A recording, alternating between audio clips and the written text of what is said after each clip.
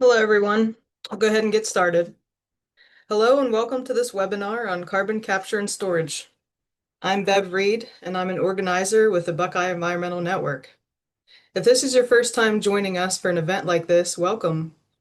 We are a 30-year-old, Ohio-based, grassroots-focused environmental nonprofit organization. Thank you for joining us this evening from wherever you may be in Ohio or beyond.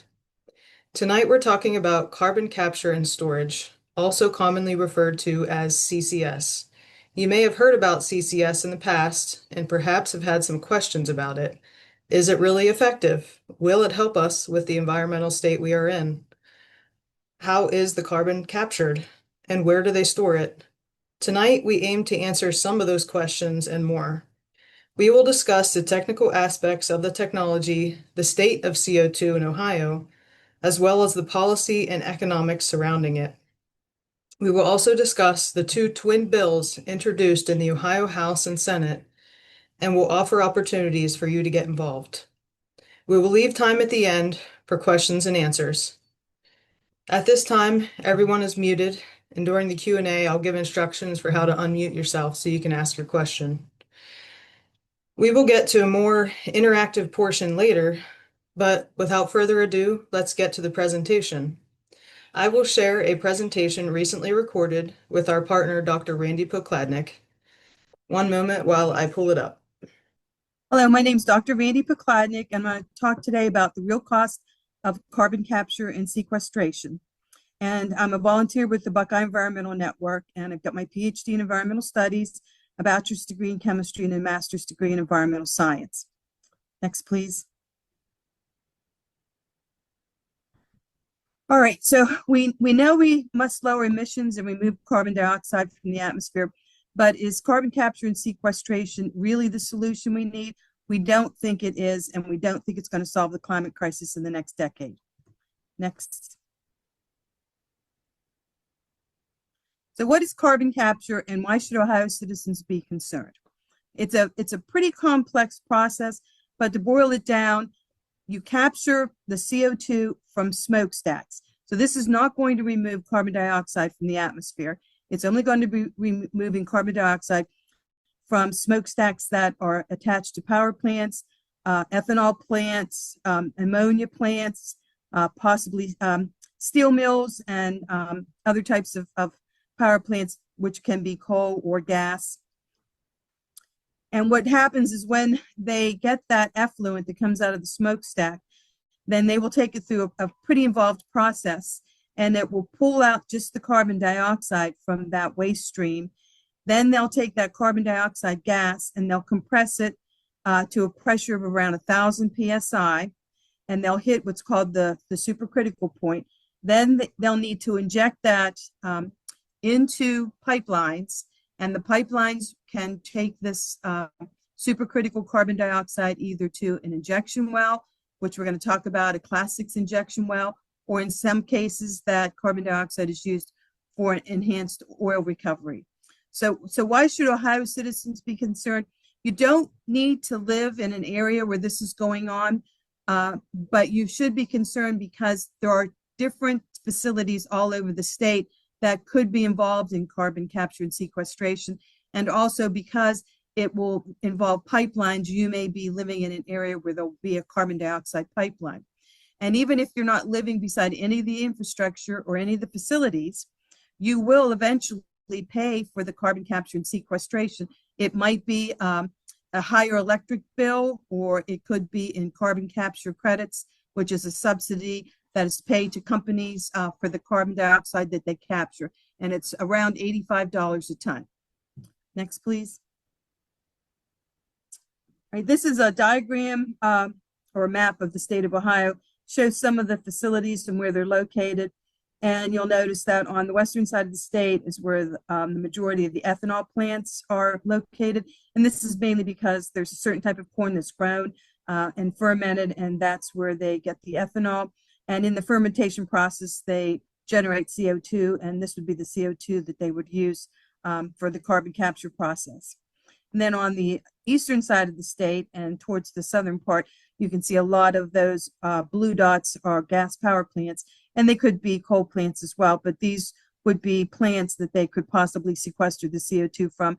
There are a few ammonia plants and a steel mill up at the top by Lake Erie. So there's at least 30 different facilities that they could possibly use for the carbon capture sequestration process.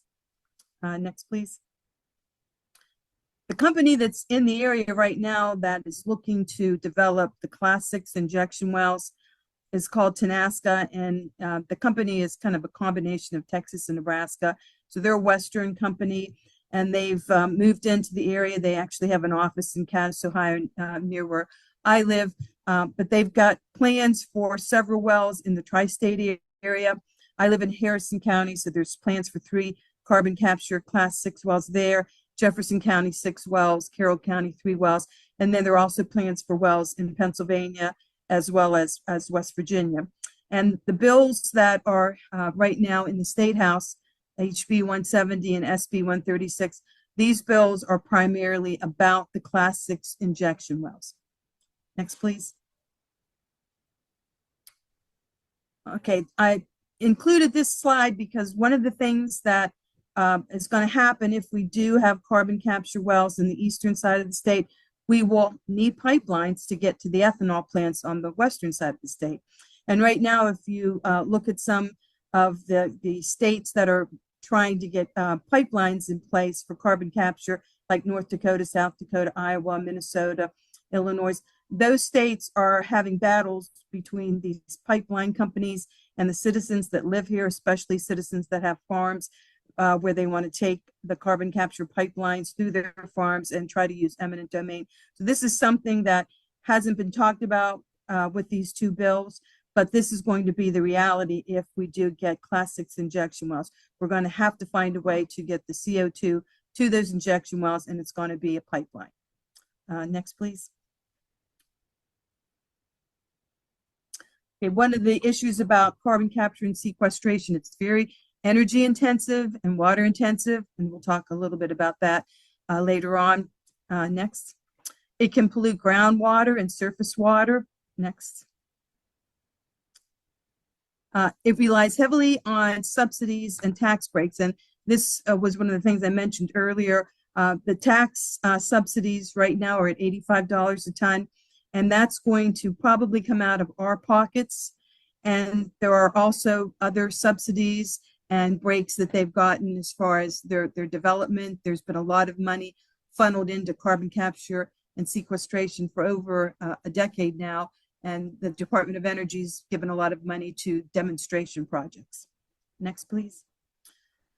We talked about the pipelines, so it has to have a pipeline to get the CO2 from the source to the storage sites or to enhanced oil recovery, and this is going to go across people's lands, past communities, and through towns. Next. Right now, the primary use for carbon capture sequestration is to generate more oil from depleted oil fields in the western states, enhanced oil recovery. And what this does is it actually locks us into more carbon emissions because you're generating more oil to be burned to create more CO2. So it's not really a win for the environment. It's actually the opposite. Next. They've been doing this for about 50 years, but even with that long of a duration, the projects that are in place right now are failing to meet promised removal rates for CO2, and a lot of these projects have been abandoned or they have not been able to get additional funding to carry on the projects. Okay, and last but not least, it isn't a way to address the climate crisis in the next decade. We need to do something very rapidly, and the amount of infrastructure that's needed to carry on carbon capture, we would have to retrofit ethanol plants, we would have to retrofit power plants, ammonia plants, build pipelines. So this is not going to happen overnight, but we need to address the climate crisis right now, this year, and we can't wait on this pie in the sky idea. Next. This is what industry wants us to think that carbon capture looks like. It's basically something that you might see in a Dr. Seuss book. You've got, something sucking the CO2 off of the the power plant and just, as nice as pie, just buries it underneath the ground. But it's much more complicated and complex than this. Next. This is a schematic of some of the processes that are involved in carbon capture. And we're going to talk about how the CO2 even gets captured later on. But it's going to be injected possibly into salt caverns and saline aquifers. But you can see on the right side of the slide, the major use right now, and I think it's around 80 to 85% of the CO2 has been used for depleted oil reservoirs. And this is where they force the CO2 into those oil reservoirs to get more oil out of there. Next. All right, so one of the dangerous things about carbon capture is there's several methods to capture CO2, but the one that's most frequently used actually uses a compound that is an amine-based organic compound, and its short is MEA, but it's monoethylamine. And it's put into a vessel. The emissions from the pipe or the smokestack is pumped through this solution, and it reacts with that solution, and it traps that CO2. Once it traps that CO2 solution has to go somewhere else, and it has to be heated up to release the CO2. Then the CO2 has to be captured again in a process. It has to have the water removed. It has to be compressed. So it's a very energy intensive process. And you can see down at the bottom, I have phase 1 absorption of the CO2, and then phase 2 requires 120 degrees to release the CO2 from that solution. And then it has to be pressurized in order to pipe it through the pipelines to the various locations where it's headed. Next, please. Okay, the dangerous part about the MEA is that in order to make MEA, you need ammonia and ethylene oxide. And this little schematic shows you. It starts out, so in the very beginning of even making MEA, it's got a carbon footprint because you have to start with ethylene. And so that means you've got to get ethylene from probably fracked gas. And then you make ammonia, from the hydrogen and nitrogen. And then you also use oxygen in the ethylene to make ethylene oxide. Ethylene oxide, which is in the bottom little green box, this is a very dangerous compound. It's used for sterilizing medical equipment, very toxic. And ammonia, anyone who's cleaned with ammonia knows that that is also a dangerous compound. But the reaction between those two creates the MEA, and that's what's used to absorb the CO2 when it's going through the carbon capture process. Okay, next. All right, energy and water intensive. We talked about that because they need energy to compress the CO2 into the supercritical phase, and they need energy to pump it through the pipelines. They estimate that any retrofit for a power plant that uses carbon capture is going to require 20 to 30% more power to just power up that carbon capture facility. So this means like a power plant, when it's built, we're going to have to add 20 to 30% more capacity on that power plant just to create enough energy to run the carbon capture portion of it. Next. And then water is needed throughout the entire process to cool the power plant itself, and then for the compression of the gas to cool that down and create a liquid out of the gas. Next. And this is an example of one of the failures of carbon capture. This is the Petronova plant. This is in Texas. And the cost were reported to be $1 billion. So to retrofit this coal plant, that's how much money it took. And out of that, $1,440,000,000 were grants and low interest loans from the Department of Energy. And this plant was, just going through so many different shutdowns, and then they turn it on and then they shut it down. And, a lot of it was because they could not get the process to work in the carbon capture. So it was, considered to be a failure to demonstrate that this really could not work. Next. This is one of the things that people, especially in Illinois, because ADM had a accident there with their carbon capture that was on an ethanol plant. They're worried about, I think it's the Mohammed aquifer that's underneath that area getting contaminated. And this is one of the issues that farmers have to worry about, or anybody in general. Once you shoot carbon dioxide underground, if it comes in contact with water, it creates carbonic acid. And carbonic acid has a high enough or low enough, actually, pH that you couldn't use that water to water plants or any other purpose. And another thing about shooting this CO2 down underground, because it's so pressurized, they have cases where it has actually resulted in seismic activity, and it will follow any path of least resistance. So if you shoot this down into an area, for instance, like our area, where we've got a lot of fracking going on, we've got lots of orphan oil wells from years ago, and they're not capped yet. So this will seek the path of least resistance. It could go up those abandoned oil wells. It could go, into maybe a class 2 brine waste injection well. Nobody knows for sure. This is pretty much still in the experimental stage in Ohio. Even though they've done it out in the western states, they only have experience with enhanced oil recovery. They don't just shoot this down underground, just to be environmental stewards. They use it for enhanced oil recovery. And once the groundwater is contaminated, there's really not much you can do to clean it up. Okay, next slide. One of the big questions that nobody can really answer truthfully is, can we trust that the CO2 will stay underground? And there are a lot of different ways that they've looked at.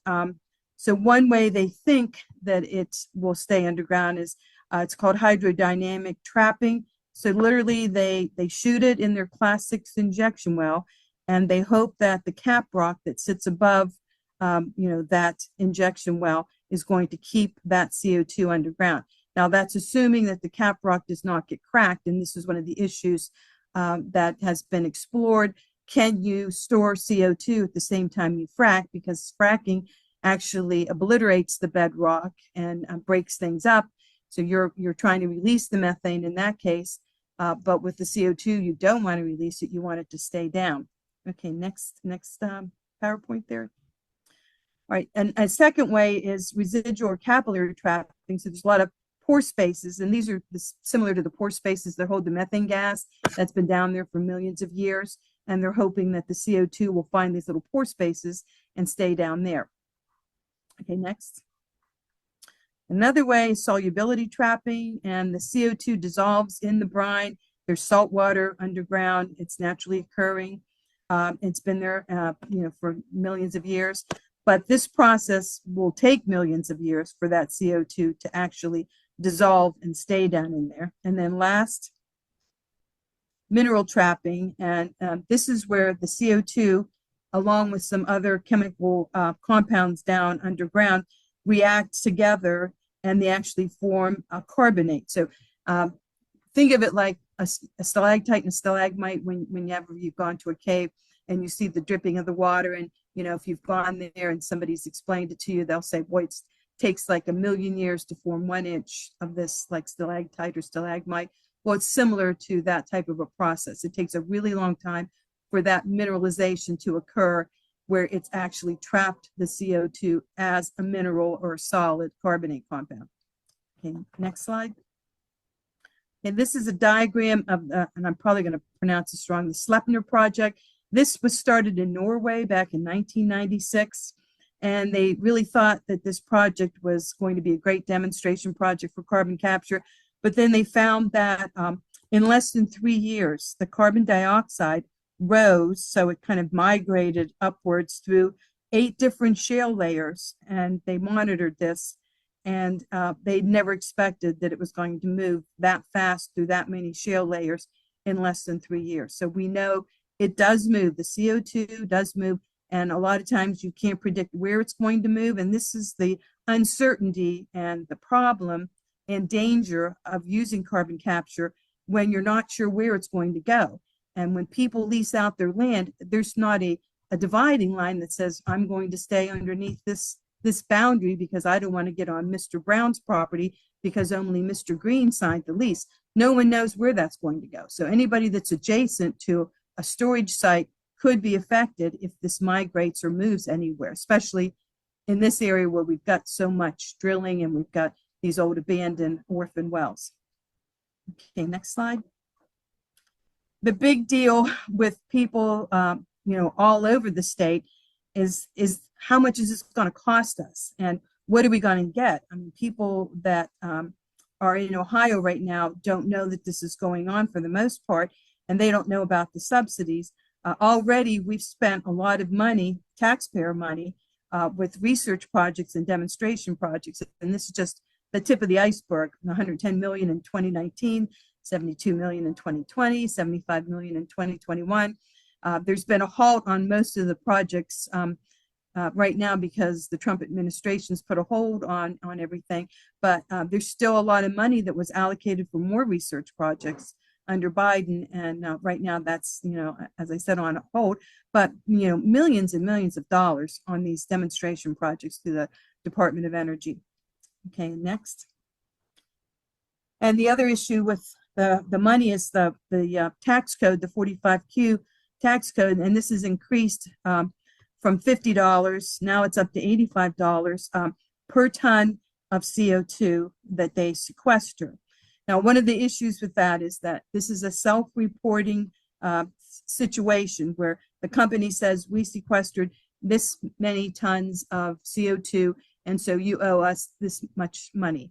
And we're just counting on them to report and have a truthful reporting of how much they actually sequestered, but nobody knows for sure. And they've already found a lot of fraud in this sequester, and we pay you, so much money per ton of CO2. So can they be trusted to self-report?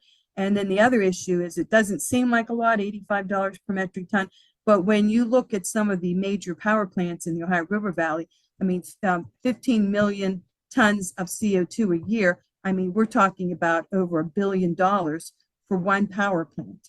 And if we're going to pay for power plants, we're going to pay for ethanol plants. I mean, this could add up to an astronomical amount of money for taxpayers and citizens to cough up every year for corporations to bury their CO2 or take their CO2 for an enhanced oil recovery operation. Okay, next slide. Safety issues are abundant with carbon capture. This is just one example. Satarsha, Mississippi, a pipeline ruptured, and remember this pipeline had 1,000 plus PSI, and as soon as it ruptures, then you've got this it's pressurized, but once it ruptures, now it's just pouring out of that pipeline, and CO2 is heavier than air, so it's going to sink to the lower areas. That would be a really big issue in the Ohio River Valley. And people, try to diminish the toxicity of CO2, saying things like, well, plants need CO2 and we exhale CO2. But, as low as a 4% concentration of CO2 can cause a lot of health issues. You can get dizzy, you can pass out. If you go above 10%, it's almost always going to cause death. And when this happened in this small town, people were not able to get into the town with emergency vehicles because those are combustion engines, and CO2 will shut off a combustion engine because it displaces oxygen. And then I even read somewhere where the CO2 was able to shut off like pilot lights in gas furnaces and gas stoves. So there's another safety issue as well. This is not something that you want around your town or through your cornfield or anywhere, because it's not to be taken lightly. CO2 is an asphyxiant, and people in that town, and this happened in 2020, are still dealing with health issues from that. So 5 years later, and they're still having health issues once they were exposed to that, because it can affect the heart, and CO2 in the blood acidifies the blood. The same thing that happens with CO2 when it mixes with water in an aquifer. Well, when it mixes with your blood, it acidifies your blood. And we all know there's a certain fine line in the pH of the blood. And if you deter from that, you can get into some serious health issues. Okay, next slide. This is just a schematic that shows the critical point for CO2. And this is what they want to put into the pipeline. They want to put supercritical fluid because, it's closest to water, and that means they can get more through a pipeline and faster. But when it's ruptured or it breaks, that means you've got gas that's over 1,000 PSI and around 88 degrees is shooting out of this pipeline. and it's very concentrated, and it doesn't take long for that to flood the area, especially the low-lying areas. Okay, next. We have my danger sign because carbon dioxide is a toxic gas. It does have an MSDS sheet on it. People should not take this lightly. You can't, by the time you get dizzy and realize you're dizzy, it may be too late to call somebody or call the EMS people. And the other issue with, both the MEA and the CO2, we have, people in this area that are not really trained to handle this. And I mean, this is the type of hazardous materials that local volunteer fire departments are not trained to handle. Okay, next slide. And in Ohio, 70% of all the fire services are volunteer fire departments. Where I live at Tappan Lake, that's all volunteer. And all the rural areas around here are volunteer fire departments. And they don't have the equipment to handle this, and they don't have the training to handle this. And that's a huge issue if we're going to retrofit power plants and ethanol plants out in the western part of the state with carbon capture facilities, so that they can bring, this across the state in these pipelines. Okay, next slide. Right now, this is the main use for CO2, and primarily natural deposits are where they're getting their CO2 out in the western states. This is why they want to use the ethanol plants in the Corn Belt, because it's going to be cheaper for them to get that CO2. And they don't have to get it from a natural deposit, because there are natural deposits of carbon dioxide. So it's going to save them money. And, the companies that make the CO2 because of the fermentation process, they're going to get paid for that CO2. So it's a win-win for them, but we have to pick up the tab for that. And an enhanced oil recovery, as I mentioned before, it's just going to mean more oil to burn, so more CO2 emissions. So it's not really solving the climate crisis. Okay, next slide. This is the location of some of the oil fields in Ohio, and the blue area, which lies kind of straight through Stark County, that's in the Canton-Akron area. But these could be projects that they might use CO2 for, enhanced oil recovery projects in the state. And you can see on the western side, there's also some oil fields out there, and that is also where the ethanol plants are located. So these are all possibilities. I mean, this has been looked at for at least a decade, maybe even longer. They drilled a Class 6 experimental injection well about a half an hour from where I live in Janadenhutton, Ohio. It was a collaboration between the DOE and Battelle. So we know that this is something that these companies have been looking at for quite a while, and this could possibly be why they're looking at it, is to use enhanced oil recovery in the state of Ohio, because it's not been done right now. Okay. Now, there's a county over on the western side, about midway down, and it's called Darke County, D-A-R-K-E, and they successfully mobilized to actually stop. It was a demonstration project. It wasn't an actual project, but it was a demonstration project, and the DOE was going to fund it with Battelle, and the citizens were worried. This is a farming area where they were located, and it was going to be a retrofit for an ethanol plant, and they successfully stopped that. So people out there were concerned, and I believe it was like in 2008, 2009, they were concerned about these carbon capture facilities and the CO2 in their communities. Okay, next slide.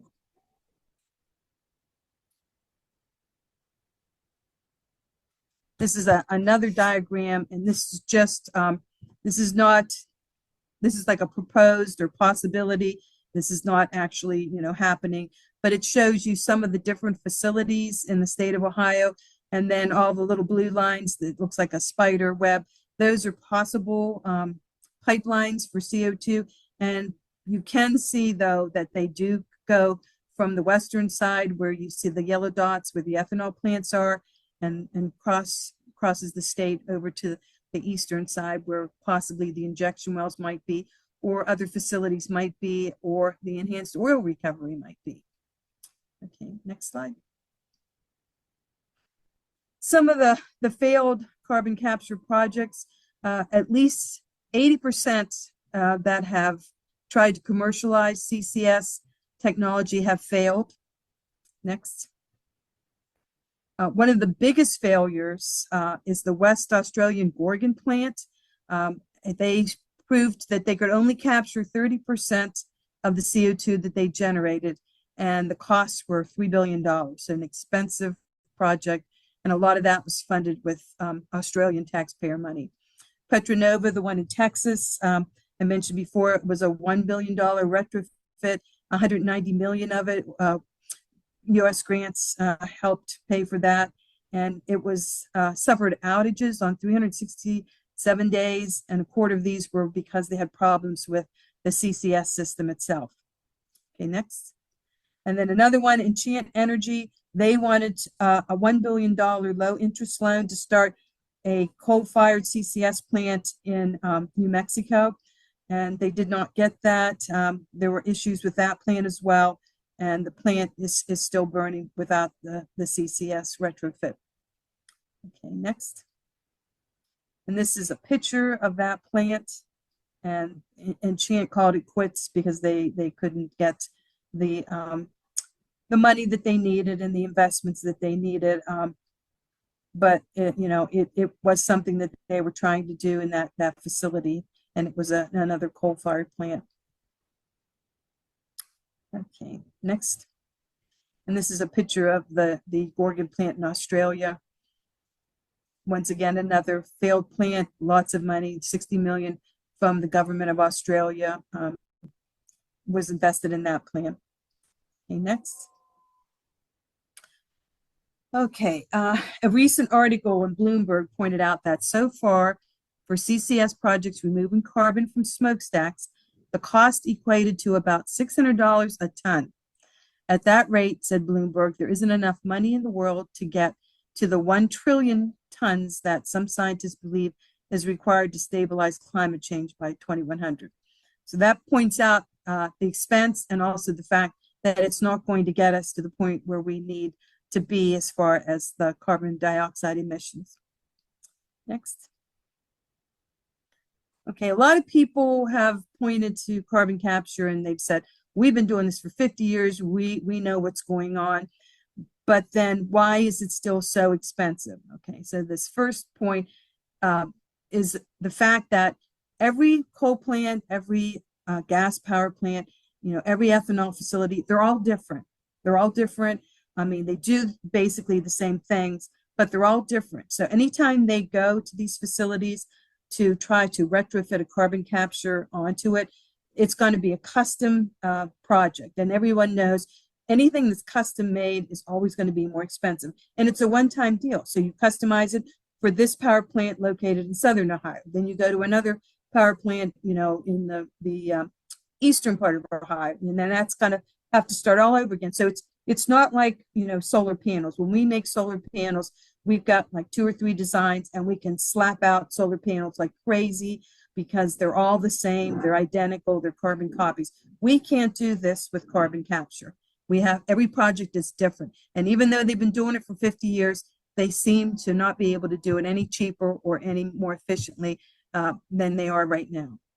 And then the other point is we have to subsidize this process. If we don't subsidize this, these companies will not do it. They just don't have the money to invest in this. It's extremely expensive. So they're counting on us to subsidize this. And one of the issues with the HB 170 is that the subsidies for carbon capture right now, the $85, that will run out in 12 years. So after 12 years, what happens? Where's that money going to come from to pay for those $85 a ton carbon credits? And they've kind of left that up in the air. So it's not the same as renewable technology that once you build it and put it in place, the investment is there, but nobody gets paid for anything after the fact. It just runs and it runs on its own. It goes up quicker and it does cut CO2 emissions. And renewable energy definitely does that. And this process cannot do that. Okay, next slide. So we talked about this. CCS can't address the climate crisis in the next decade. And after 50 years, this is where we are. Globally, CCS capacity is 39 million tons of CO2 per year, which is 0.1% of annual emissions from fossil fuels. So it's like trying to bail out your bathtub with a teaspoon. You just can't do it, especially when the tap is still open.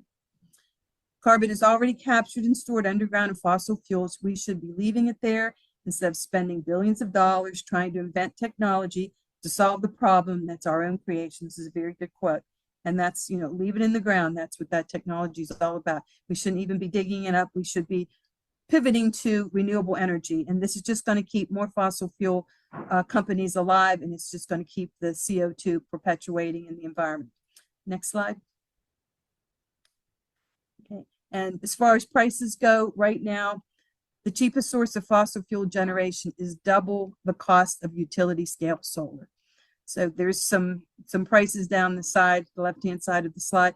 Wind right now, and this is just an average of different estimates, from $27 to $73 for a megawatt hour. Solar $29 to $92, coal $69 to $169, and gas power plants $110 to $228. So you can see wind and solar are considerably lower cost than the fossil fuel sources of energy. And this is what we should be doing. We should not be subsidizing the fossil fuel industry with tax dollars and subsidies for their pollution. Okay, next. I think that might be it. So yes, thanks for watching this. I know it's very technical, but at least it gives you an overview of why this is a very bad idea.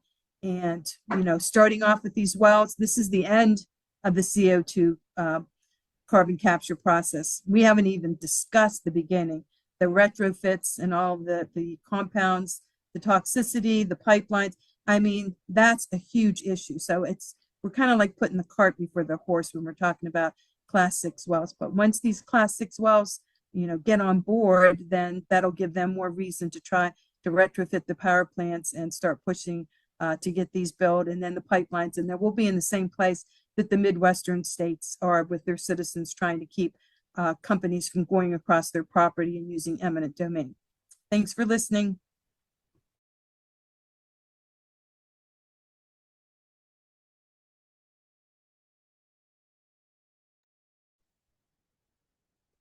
Hello, everyone.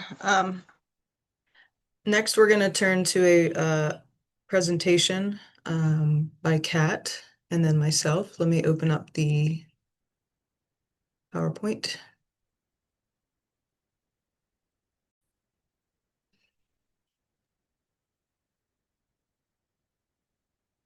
Okay, for a few minutes here, we're going to have Kat Finneran speak. And Kat is a board member of the Buckeye Environmental Network, and I let Kat introduce themselves and go ahead. Yeah, thanks, Bev, and thanks, Randy. Randy's joining us by phone today because of the storm that went through their community just a couple hours ago. So they're here for questions if folks have any at the end. But yeah, my name's Kat Finneran, and I got my bachelor's in environmental policy, my master's in environmental social science, and I'm currently a PhD candidate in the Department of Geography at The Ohio State University. And I am really, most of the work I do involves contextualizing Ohio's political and geographic oil and gas history into like our current moment around infrastructure build-outs and policy. I have a particular interest in Standard Oil and Marathon Petroleum Corporation. Marathon is a child of the Standard Oil being broken apart in the early, 1911. And Marathon Petroleum Corporation is, for folks who don't know, headquartered in Findlay, Ohio. It is the largest oil manufacturer in the United States. It's the second most profitable corporation in the state of Ohio, and it's the third largest greenhouse gas emitter in the United States. And Findlay, Ohio just happens to be my hometown.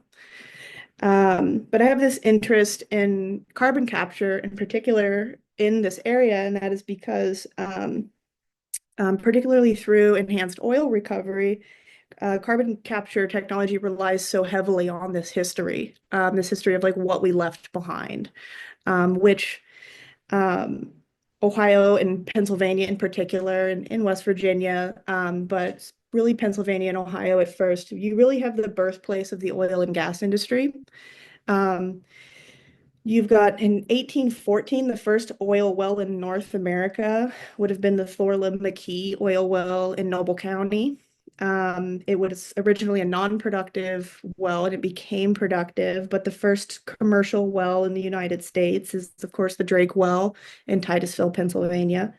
And that's in 1859. And then in 1870, Standard Oil formed in Ohio in the Cleveland area. And so there's a lot to be said about Standard Oil. But I think for this, what it's always good to remember is it's really important to not forget that Standard Oil was started here, because when things get so intense in the Ohio legislature and so untransparent and hard to track, it's important to remember that it really has its roots in Standard Oil's early empire in this state. And so because of the Standard Oil, you have, in the presence of oil and gas in the state through a couple of different geologic formations, you have a particularly early and very crowded oil and gas infrastructure. You also have a particularly strong, early and deeply embedded impact on the Ohio legislature.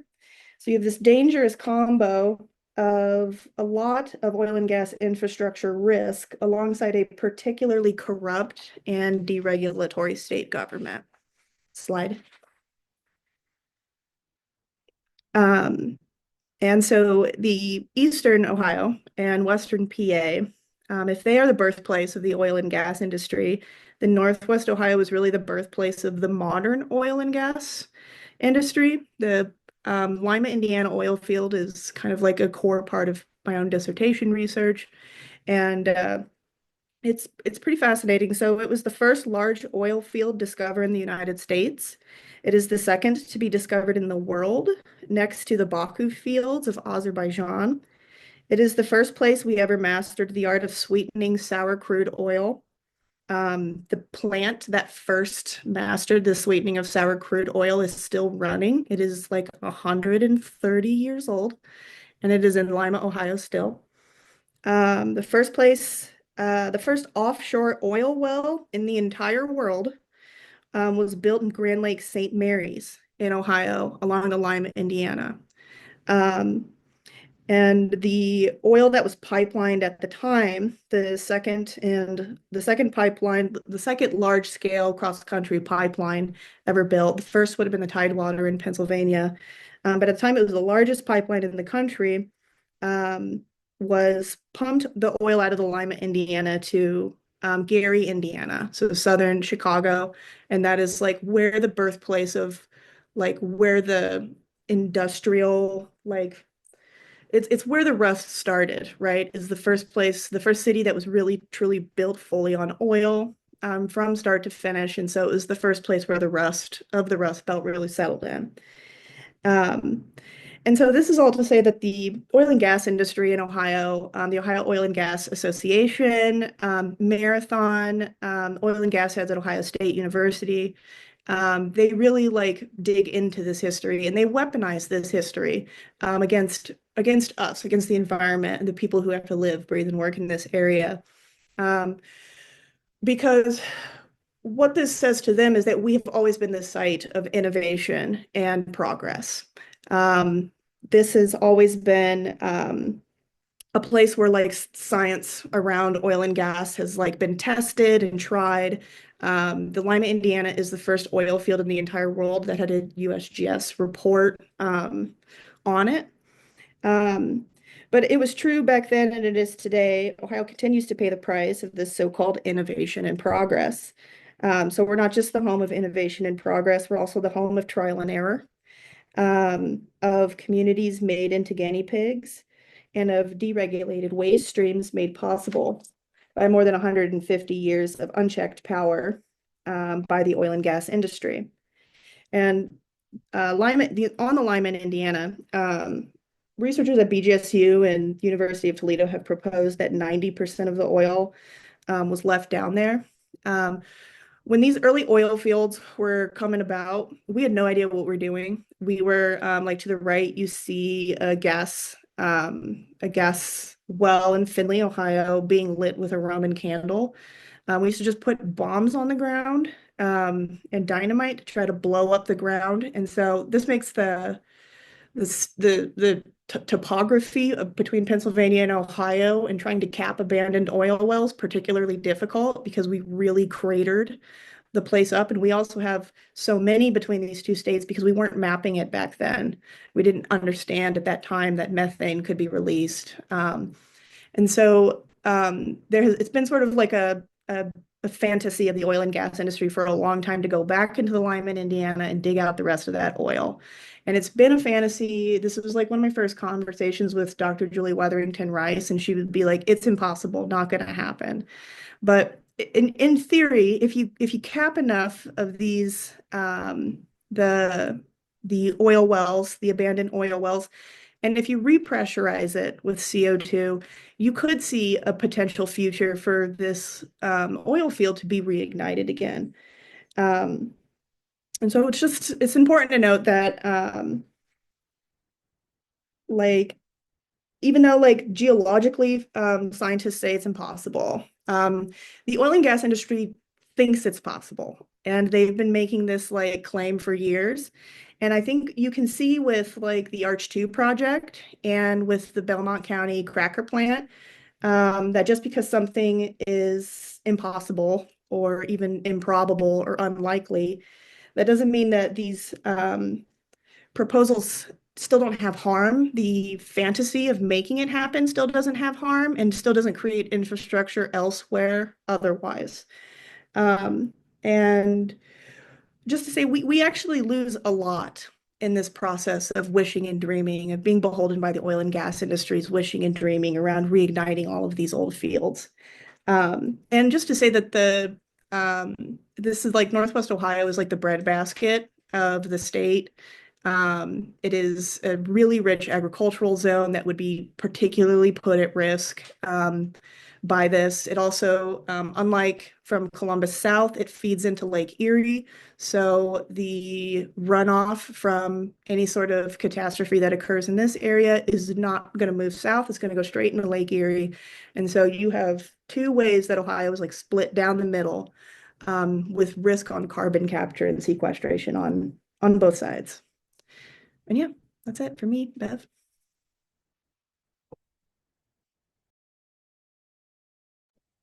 Thank you so much, Kat. I always learn so much, and we really appreciate your presentation there. Um, I'm going to go through a few more slides here, folks, and some things that haven't been hit on yet.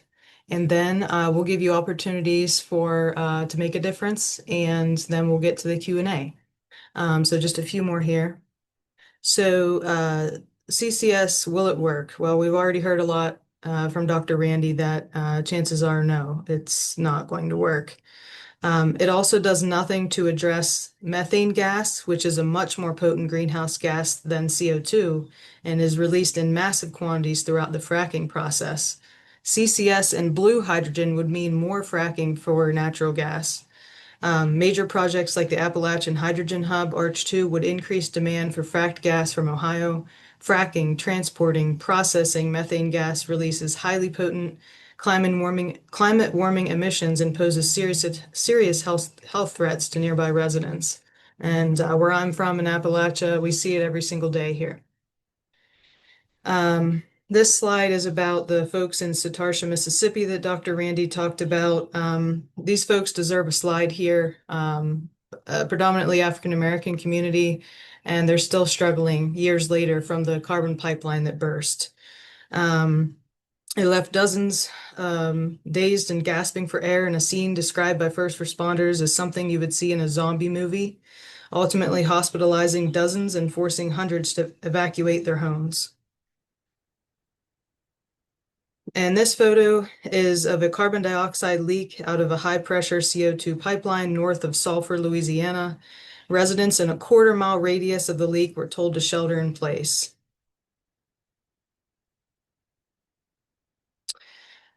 Eastern Ohio is already dangerously overcrowded with Class 2 oil and gas waste injection wells, forcing highly pressurized Class 6 CO2 injection wells to fight over the same space is beyond gross negligence. Ohio's potential carbon storage reservoirs are also overlaid by tens of thousands of abandoned oil and gas wells. And these old wells provide pathways for injected carbon to escape into communities or leach into groundwater supplies.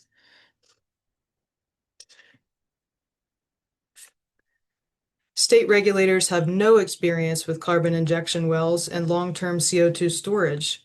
Ohio has a poor track record with the existing Class 2 waste injection well program, as you can see in this picture, failing to protect communities and meet basic federal requirements. How can we be sure that state regulators will be able to meet the minimum requirements and regulate the most complex type of injection well, including round-the-clock monitoring and a commitment to long-term regulation to keep us safe? They can't even handle what they have now. This is Tenaska that Dr. Randy talked about here. They want to lease underground pore space across 7 counties in Ohio, PA, and West Virginia, and it claims to sequester some 150 million tons of CO2 waste. The ultimate cost of capturing and sequestering CO2 waste isn't going to be paid by Tenaska or by the industrial customers that engage Tenaska to take the stuff away and bury it. The cost will be shouldered by taxpayers in the form of direct payments to the U.S. Treasury, which is giving away $85 for every metric ton of CO2 that is sequestered. And here is about the bills that we're talking about. So there's 2 bills, twin bills that are introduced, that were introduced recently in this 136th General Assembly. So House Bill 170 and Senate Bill 136, there's 3 parts to this bill that we're talking about here that really stuck out to us. So they let carbon storage developers off the hook for long-term responsibility over their projects with a liability transfer clause. So the clause allows developers to walk away from projects and any long-term consequences or emergency response mandates, incentivizing companies to cut corners on well construction, maintenance, and monitoring.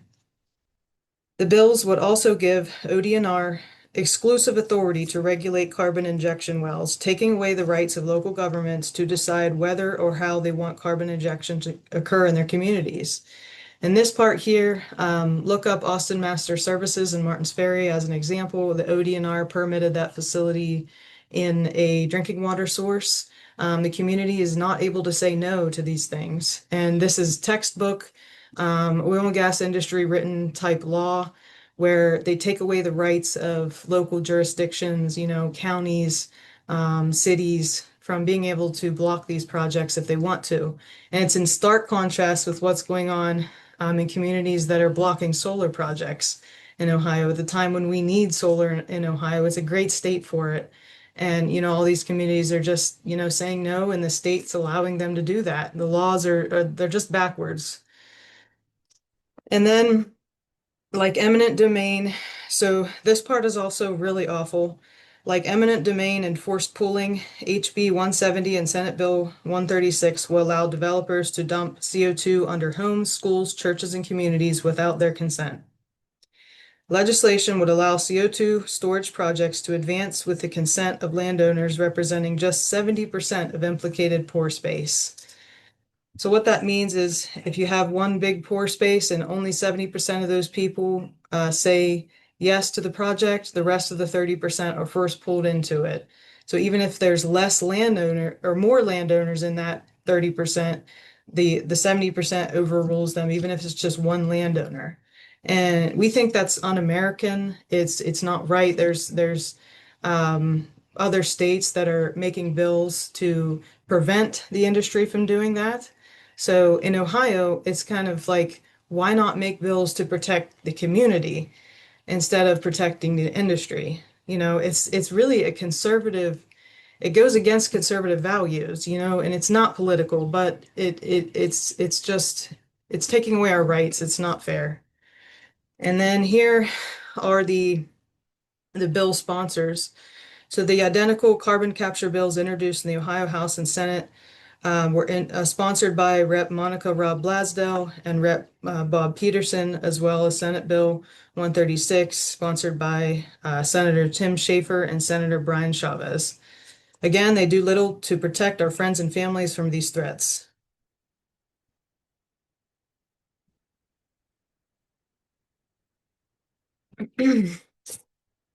This slide shows Ohio's climate stripes.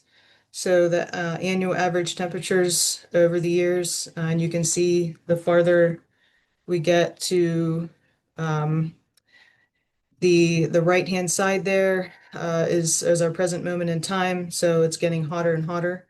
And CCS is one of the most expensive and least effective ways to address climate change. It's not carbon negative or even carbon neutral. Experts say CCS is a lifeline for the fossil fuel industry that allows oil and gas companies to reframe their products as climate friendly. Again, it would be expensive and raise costs for Ohio families. It could lead to higher utility bills, higher taxes, or both. And this is an interesting point here. CCS would double the cost of power from existing gas-fired power plants and triple the cost from coal-fired power plants. The best climate solution is a rapid transition to clean energy. Wind and solar energy combined with new energy storage, efficiency, and grid management technologies are more effective and less costly than retrofitting fossil fuel power plants for carbon capture. Research also shows that clean energy transition creates far more jobs and increases commerce than continued reliance on coal and gas. So what can you do about it? Well, this is an important part to note, folks. If you dozed off, now's the time to pay attention. So the House bill is moving quicker than the Senate bill. The House bill is currently in the Natural Resources Committee. And that hearing, the sponsor hearing was 3 weeks ago, and the proponent testimony is tomorrow in Columbus at 9 a.m. You can watch it on the Ohio channel, and Kat's going to put the link in the chat for you so you can open up that online streaming. It's free. Anybody can watch, doesn't matter where you're at. And it's tomorrow at 9 a.m. Tune into that and see what the proponents have to say. Take notes. It's always a good idea to take notes on what they say to, find talking points for yourself. And we'll all be tuning into that at Ben. And after that, the opponent testimony is next week, or likely next week, I should say. We've heard that this bill will likely move fast. They're trying to fast track it, which is not the right way to go because there's so many unknowns about this and so many, even legislators don't know much about this. So they should not be voting on this. So opponent testimony, if that happens, it may be next week, and their meetings are on Wednesdays. So it would be next Wednesday if it does happen. We will know for sure at the end of this week if it does happen next week. And then the Senate bill, like I said, is moving a little slower. That's in the Energy Committee in the Senate, and that is also likely to happen soon. So what we're going to do is send out an alert to let folks know how and when to submit a written or in-person oppositional testimony to the bills. We will email everybody after this event and let you know when that will be and how to be involved. In the meantime, contact your representatives today and tell them not to support dangerous and expensive CCS legislation. It's not too early to call your representatives. And Kat is also going to put a link in the chat to find your representative. And you can also call the chairs of these committees as well. I believe it's Don Jones in the House Natural Resources Committee and Brian Chavez in the Senate Energy Committee.